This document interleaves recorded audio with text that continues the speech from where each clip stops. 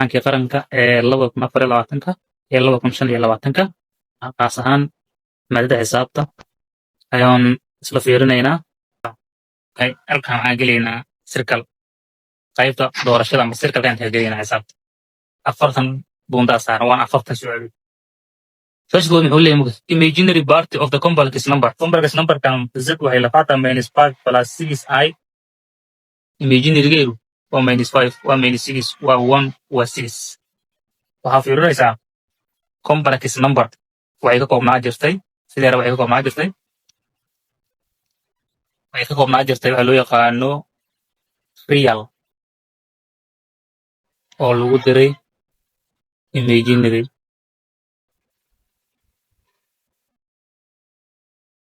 oo lagu diray bi eedan waa real imaginaryguna waa wixii ay la socoto ee lamid ah jirta. fiiri marka z waxay la qaataa -5 plus 6i. -5 kan waa real yaa waa imaginary yaa waa marka 6 kan waa oo pluska ah. 6 plus inta ka fiiri marka waa kana waxaan dooranaynaa marka number d aan dooranaynaa. qodobka xiga fiiri number 2 waxaan leenahay the sum rule xeerka wadarta ee cos a plus b. cos a plus b se loo furaa cos waxaa loo furfuri jiray cos sin. haddii balaasana minus aa loo bedeli jiray. fiiri marka cos raaditan ma ahan cos waaye tan cos waa tahay hay inta waa balas intana waxaa waaye balas minus aa laga rabaa meeshan tan ma cos minus waa tanaa. number c aan dooranaynaa marka number c jawaabta saxda waa number c. haye waxaan u gudbaynaa su-aasha saddexaad. waxaan leenahay the number of population in the village was 2400. tirada dadka ku nool xaafad ayaa waxay tahay 2400. if it is decreased by 15%, 15% hoos ayaa loo dhigaa dadkaas. the number of the population then the new number of the population will be tirada hadda ku nool waxay noqon doontaa marka 15% ayaa hoos loo dhiga. 15% meeqay u dhigantaa soo raadinay meeqa ay u dhigantaa ayaa kasoo shaqaynaysaa. meeqa ay u dhigantaa markaa kasoo shaqaysid 2400 15% waxay ka naqanaysaa 200 ay ka naqanaysaa. waxay ka naqanaysaa calculator qaadanaysaa halkan uga taagantid calculator qaadanaya waxaad leedahay 15 kana soo raadinaysaa intee u raadinay waxaad leedahay 15 loo qaybiyo 100 waa 0.15 oo lagu dhiftay qiimahaana ku dhifanaysaa markaas 2400 lagu dhifta 2400 waa 360. 360 intaan ka jiray marka 2400 360 goy waxaa soo baxaysa 2040 waa number c. 2040 number c waa meeshaan doona waa qalad 2040 waa number c. su-aashan waxay ka timiday form 2 ay ka timid su-aashan ka timid form 2 ay ka timid su-aalaha waa inaa garatay su-aal kasta meesha ka imaado su-aashan form 2 ay ka timid. waayahay su-aasha afraad waxaan leenahay if haddii setka a ama ururka a uu yahay a b d f setka b uu yahay b c e f. setka maxaa ku jira a b d f afar xabaa ku jirta. bidka maxaa ku jira ururka maxaa ku jira b c e f afar kala ku jirta. then a intersection b a iyo b waxa ay wadaagaan waxay noqon doonaan a iyo b maxay wadaagaan maxaa a ku jira b na ku jira fiirnay inta a ku jirta a kuma jirto inta b ku jirta b waa ku jirta waa wadaagaan bdan waa wadaagaan bdan maxaan leenahay waa wadaagaan. haye inta d ku jirta inta d kuma jirta inta f ku jirta inta f ku jirta maxay wadaagaan marka waxay wadaagaan laba shay ay wadaagaan oo ah b iyo f. marka intersection kor waa labadaas b iyo f inta karaad marka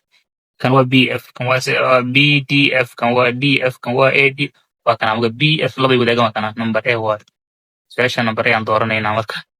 su-aashan idan waxay ka timiday tanku waa shaamil form 3 ay ka timid su-aashan waxay ka timid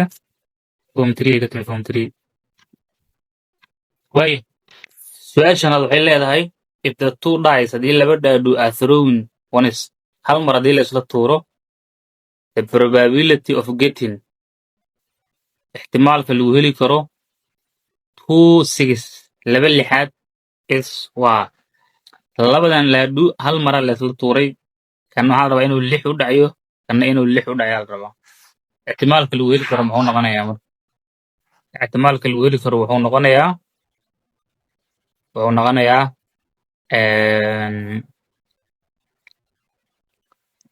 noqonayaa midka kore احتمالka daadhuga koowaad احتمالka lagu heli karo wuxuu noqonayaa 1/6 lixda wejiba hal xabaa lix ka ah ayaa lagu dhiftay dheh ka kalene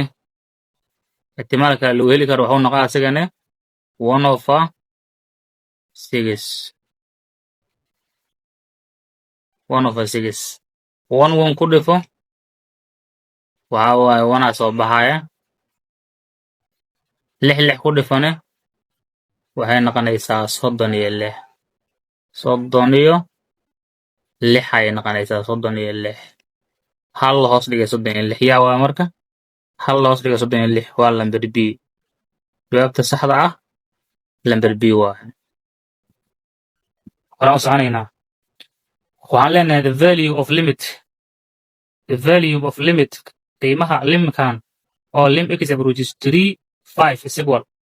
marba hadduu limitka uu constant number uu qaato oo uusan variable lahayn qiimahaas laftirkood ayaa soo baxaya marba haddii meeshaan uusan variable x iyo y dhisan aan maxar hoose oo meeshaan number u yahay numberkaa soo baxda meeshaan waxaa shan qiimuhu waa shan awde waa tana number b waaye dene number b waa soo baxaysa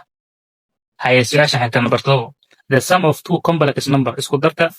labadan complex number waxay noqon doonaan -3 iyo plus I 1i waa intaya iyo 2 plus 5i markii la isku daro maxaa soo baxa complex markii la isku daraa real ku dar imaginary ku dar waaya real kama -3 iyo plus 2 -3 plus 2 dil isku daro horta waxaa imaanaysa waxaa soo baxaysa -1 aa soo baxaysa -1 ayaa soo baxaysa -3 plus 2 aad isku dar waxaa soo baxaysa -1 oo lagu daray I haddii 5i loo geeyna 5i haddii al i loo geeyo waxay noqone waxaa ka imaanaya meeshaas 6i ayaa ka imaanaysa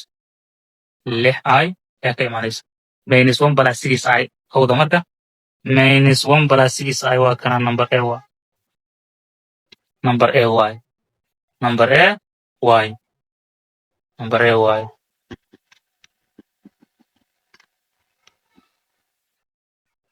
waayahay waxaan gudbaynaa su-aasha sideedaad aan gudbaynaa su-aasha sideed waxayna leedahay evaluate waxaa qiimaysaa integrationkan soo socda integrationkan ka saar integrationkan markii laga saaro qiimihiisu waxay noqonaya integration markii laga saaro ayaa dhifta marka inta jibaarkana hal ku diraysa hoosa u qaybinaya tusaale waxaan leenahay jibaarka hal ku dar 4 ma tahay intana 4 u qaybi waa isla baxay inta xag soo baxa x ku jibaaran 4 -3 dan x raacsi 3x kadibna balas c de fiiri marka halkan 4 ku jibaaran x ku jibaaran 4 loo qaybi 4 tan inay baxda la rabaa kan ma ahan kana meeshaan balas minus aa laga rabay ma ahan waa kana fiiriya x ku jibaaran 4 saddex ayaa lagu diray afar ay noqotay afar loo qaybiyey haddii loo qaybiyana 4 tan iyo 4 loo qaybiyo isla baxda inta x bis ay soo baxayso -3x plus c waa raacay marka waa number D waaye su-aasha sagaalaad maxayna leedahay the first term of arithmetic progression is denoted by first term tibixda koowaad ee arithmetic progression waxaa loo qaatay D waxaa loo qaatay R waxaa loo qaatay N waxaa loo qaatay A loo qaatay T loo qaatay meelaha qaar laakiin N ku jirta A ku jirta meesha A loo qaatay waa form 3 su-aashan idin form 4 ka baxday form 4 waa ka baxday su-aashan idin waa form 3 su-aasha tobnaad quadratic equation can be solved by factorization lagu xalli karaa elimination lagu xalli karaa comparison lagu xalli karaa addition lagu xalli karaa marba quadratic haday tahay meesha waxaa lagu xalli karaa factorization elimination comparison waxaa waaye quadratic maxaa kuwan addition walba la isku diri karaa marka quadratic equation lagu xalli karo waxaa waaye by factorization lagu xalli karaa waayahay gelibka waa dheeraanaya marka tobankan hore ayaan kusoo koobaynaa xiisadan xiisad dambe ayaan soo duubi doonaa dabal xiisooyin dambe soo duubi doonaa imtixaan gebiisa kasoo shaqey doonaa dabal yidhaaho marka hadda intaas kusoo koobaynaa wabilahi towfiiq wasalaamu calaykum waraxmatullaahi wabarakaatu